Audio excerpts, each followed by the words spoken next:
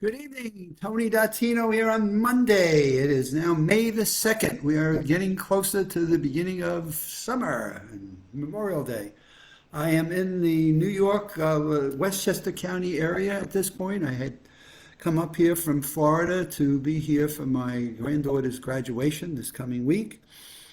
And unfortunately, we've had some family changes that are taking place. Her dad is likely to pass this week. It's not a happy time, but we're making it with families here and we're doing what we need to do. But it's been a change in plans, but I'm here.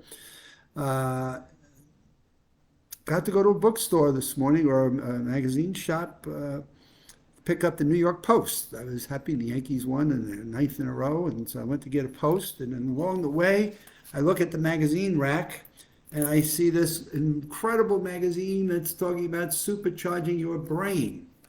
And with all of the reading and studies I've done, I'm always one to look for research and studies that talk about what do you do to improve your brain health. And I found that this particular magazine really did a superb job of breaking down the elements of brain development from infancy to childhood to adolescence to adulthood to a senior. And I decided, wow, and as I read this, I just thought this was one of the best breakouts I've seen. And so I thought I'd do my Live with Tony, which broadcast breaking down the different elements over the next several sessions. So today we're going to do adults, and adults would be you're past your adolescent stage, you're not at a senior citizen stage, so you're somewhere in the middle of that, probably 25 to 50 years old. And we're going to talk about what you need to be doing to help boost your brain health.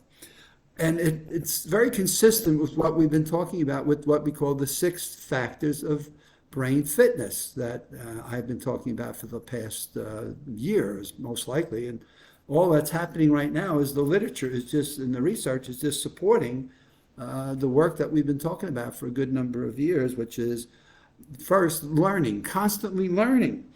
It's a critical stage of your life at any age. And the fact that we start in infancy and we go into adolescence and teen age, into adulthood, into seniors, it doesn't stop. The notion of lifelong learning is something I don't think we ever grab when we're in school, right? When we go to middle school, then we go to high school, and if we decide we go off to college or proceed with a professional career or a trades career, we think that, hey, once we've learned what we've learned, it's done. And the answer is no. In today's world of internet and media and what have you, we should plan on learning all the time throughout our whole life. And so first tip for adulthood, here they talk about is learning. And it remains critical that you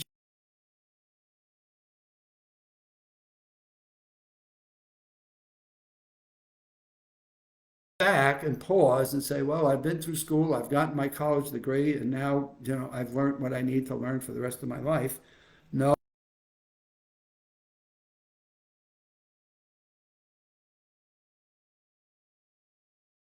spines that we have that we use to build what we call the muscle-like fibers in our brain. And I say muscle-like because it's not muscle, but the neural networks and the fibers and the dendritic spines and the telomeres that are in our brain. So all you have to know is you're growing roots. And the more you continue to challenge and learn, the more the roots continue to expand and thicken and are good for you.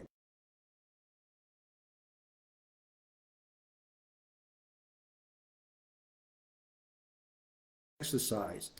You want to constantly be moving about. You don't want to be a couch potato. You want to have a level of exercise. You want to be in some movement. And we talk about exercise in several stages. Exercise relates to aerobic. It's great for the oxygen in the brain. Exercise that relates to anaerobic. We want to keep those muscles alive. Lots of research coming out on the importance of exercising. Flexibility is the third one, where we want to keep our muscles limber, and you want to be doing a little bit of stretching And then, of course, last but not least, we talk about balancing. So, how do you maintain balance in your life so that you can stand on one foot and stay balanced and not fall, especially as you get older? So, what kinds of exercises can you do to maintain those various functionalities? The third tip that they talk about for adults is the importance of maintaining a level of calmness and building resilience as it relates to stress. Good stress, bad stress. Exciting stress, hey, there's a graduation, there's a party, there's a celebration, there's a promotion. Hey, awesome, wonderful, terrific. It's a good level of stress. But how long do you stay in these levels of stress that are either high or low? And so we have bad stress, things that stress us and cause us angst and cause us worry and anxiety. And what we want to be able to do is create a level of resilience in our lives where we learn how to, maybe it's meditate, maybe it's doing some walking in nature. They talk about here the importance of getting out into nature and importance of looking at trees and greens. In the neighborhood here I am today in Larchmont, New York, I walked to the store. It's a mile walk, and I just enjoyed looking at the blooms of the trees, the flowers, the pink and the purples and the whites. God, the flowers on the trees and the blooming at this time are just magnificent. It's like being in a botanical garden, but just here in the local neighborhood. So how do we maintain a level of calmness, a level of peace in our minds so that the stress levels we have don't spike up, down, and create too much of a cortisone firings in the body? God, the next one, I've been talking about this, the importance, especially during COVID for the last 2 years. You guessed it, it's social engagement and interaction. How do we maintain some level of social engagement?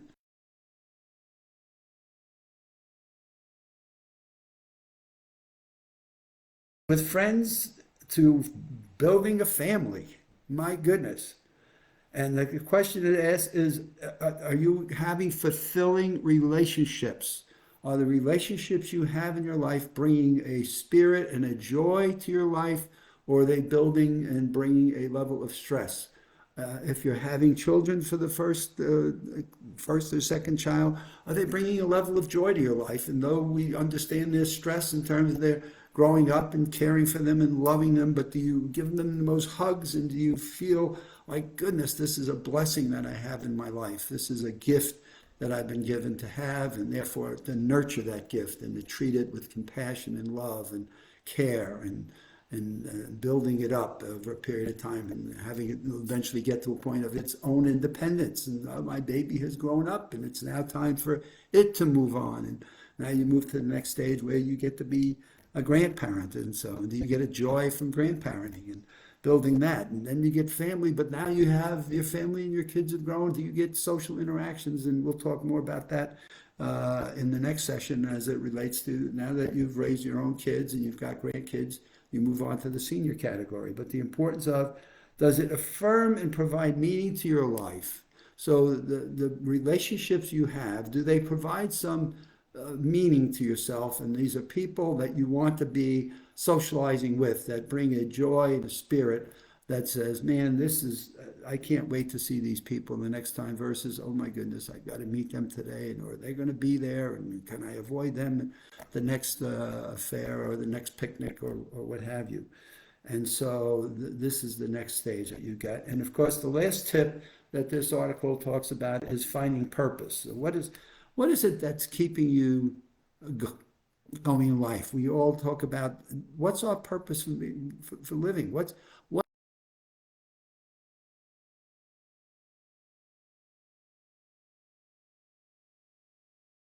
that we have in our church groups, that we have in our networking groups, the friends that we go out and have with, the companies, the family members. So what's our purpose in being a part of each of these different interactions? And how do those make a world of difference? And it sums all of these things up, that the extra boost that you can get in adulthood is traveling to different places. And different places, that doesn't mean you have to get on planes and you have to take expensive trips and things, but even within your driving domain, where are places, nature pathways that you can go to, parks that you can go watch and observe people with. But where can you go travel that demands that you learn things about it and where you're going and planning your trip or the visit you're going to have, the food that you may be bringing and picnicking with, the other people that you're likely to meet along the way, so that you've got a mental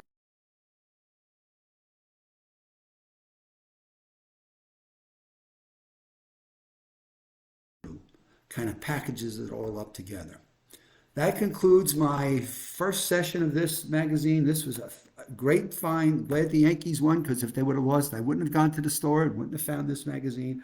It is chock full of information, and look forward to my Live with Tony broadcast over the next week or so, because this magazine is loaded with great information that makes a difference to all of us. Have a good evening. We'll see you back here on Wednesday. I'm going to try to adjust my schedule for this week. Probably not going to be doing a Live with Tony on Friday, so I'll have to probably pick Saturday for it. But until Wednesday, you have a good week. We're off and going May 2nd, and let's make it a great May.